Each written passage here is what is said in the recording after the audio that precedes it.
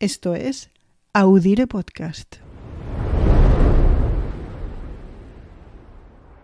Hay varias maneras en las que un lector se queda en una novela una vez que ha llegado al punto y final. Una es porque le haya interesado la trama, que sea la resolución del conflicto que se plantea lo que le atrapa, los giros del guión, las vueltas que da la vida y la vida que dan esas vueltas. Otra es porque esté muy bien escrito, que la lectura fluya, que evoque fácilmente, que se instale en la cabeza del lector, en su imaginación, idealmente que llegue hasta la piel. Una razón poderosa es también el protagonista, porque se esté de su lado, porque queremos que triunfe o porque es absolutamente adorable. Este es el caso del libro del que hablamos hoy. Su protagonista es fascinante.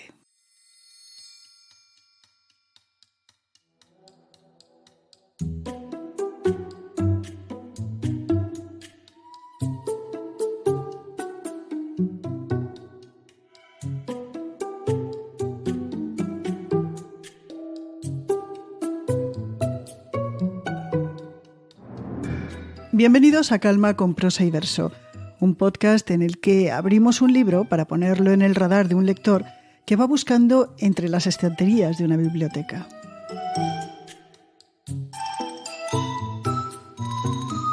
Hoy abrimos el segundo libro publicado por el estadounidense Amor Towles. Se trata de Un caballero en Moscú. El libro llegó a las librerías en el año 2016 en Estados Unidos, pero yo no lo leí hasta el año 2022. No hace tanto tiempo de esto. Estábamos aún bajo el golpe del trauma de la pandemia global y yo estaba buscando lecturas que me dejaran con una sonrisa, con buen rollo, con esperanza. Y ahí estaba su protagonista, el conde Alexander Ilich Rostov. Una vez más, fue la coeditora de este podcast, María Luz Rodríguez, la que me sugirió que era una lectura para mí y en ese momento en el que necesitábamos tanta luz. Y dio en la diana. En menos de 10 palabras esta es la trama. Un hombre pasa 30 años arrestado en un hotel. Tras ellas hay un mundo. El hombre es un conde ruso que une a su estoicismo de base importantes dosis de epicureísmo, innegable pátina aristocrática, elegancia y optimismo. A mí se me parece mucho al narrador de la propia historia. El hotel es el Metropol de Moscú, un lugar en el que el lujo y el ambiente cosmopolita se dan la mano en la Rusia bolchevique que se cuela por sus grietas y por sus personajes secundarios, que impiden que el conde se abandone en su flema, en su gusto por lo perfecto, el perfecto corte de pelo, el perfecto rasurado de barba y bigote, o el perfecto maridaje de vino con carne. La trama se presenta de forma ligera. No parece ser nunca el gran interés de una historia escrita con precisión, delicadeza y en la que el narrador entiende perfectamente la elegancia del conde. Pero al final, la trama que se ha ido esbozando pacientemente a lo largo de sus páginas, mientras el lector apenas percibe las pinceladas, se revela con un último giro que presenta lo que yo considero que es una obra redonda. Desde mi punto de vista, muy satisfactoria.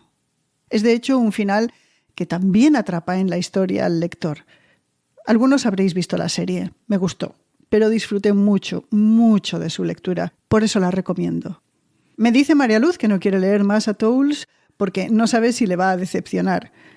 Yo he sido más valiente y ya he leído otras obras de él. Su primer libro, Normas de cortesía, tiene ecos de Scott Fitzgerald y también está centrado en la complejidad de sus personajes. Uno de ellos continúa sus aventuras en Mesa para dos, que además añade una colección de cuentos maravillosa. No dejo de recomendarlos y os dejo aquí con una de las impresiones de una amiga de Calma con prosa y verso que también ha leído Un caballero en Moscú, Luisa Cabello, lectora y escritora. El caballero en Moscú, el conde Rostov, es como su prosa, de una calidad humana y una sofisticación exquisita en tiempos imposibles.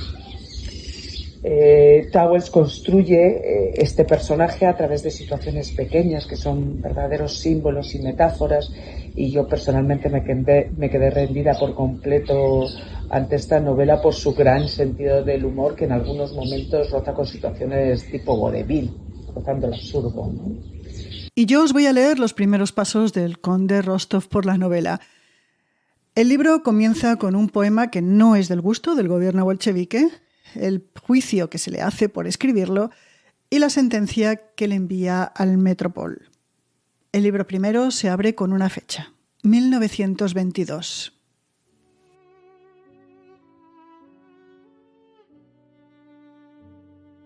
El 21 de junio de 1922 a las 6:30, cuando el conde Alexander Ilich Rostov salió escoltado por la puerta del Kremlin a la Plaza Roja, hacía un día fresco y espléndido. El conde echó los hombros hacia atrás, sin detener el paso, e inspiró hondo, como quien sale del agua después de nadar. El cielo estaba de aquel azul para el que se habían pintado las cúpulas de San Basilio. Sus rosas, verdes y dorados relucían como si el único propósito de la religión fuera alegrar a su divinidad.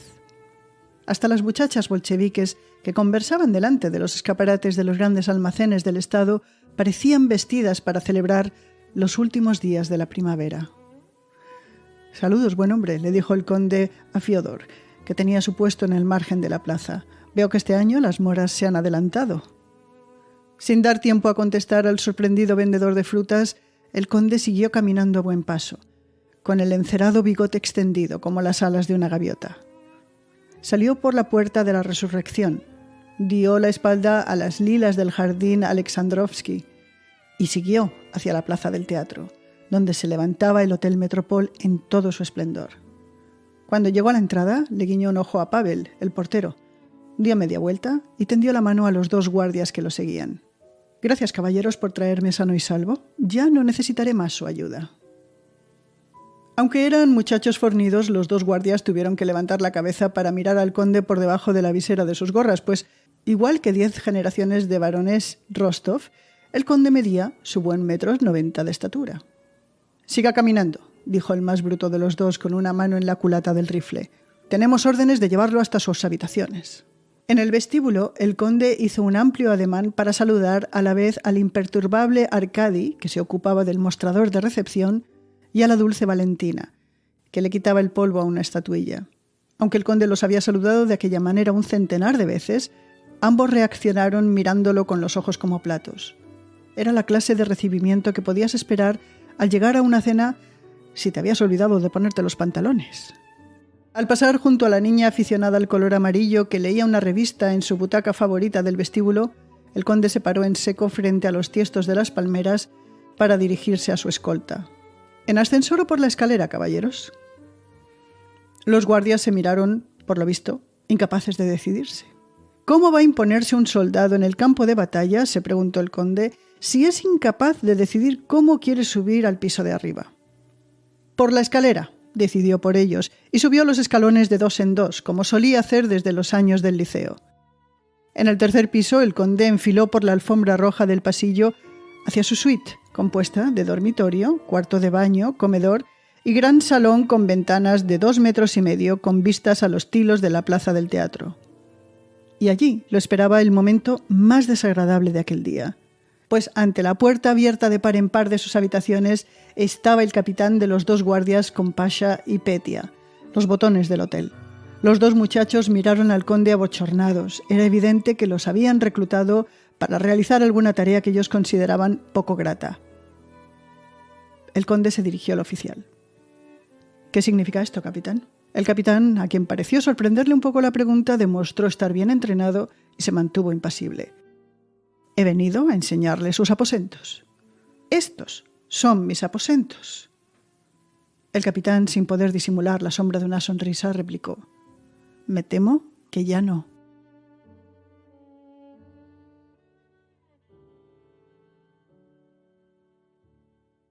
El libro estaba publicado en España por la editorial Salamandra.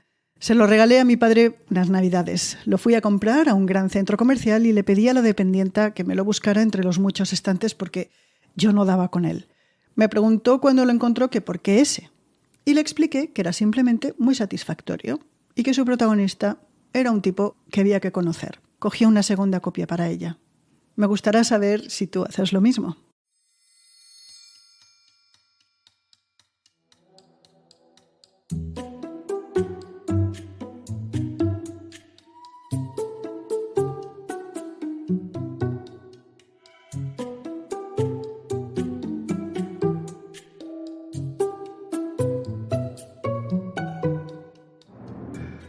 Y nos quedamos aquí, en Calma con prosa y verso. María Luz Rodríguez y yo, Ana Nieto, nos despedimos hasta un nuevo podcast. Ya sabéis, los lunes y los jueves. Para sugerencias, ideas, comentarios, por favor dirigíos a audire@audirepodcast.com. Nos oímos.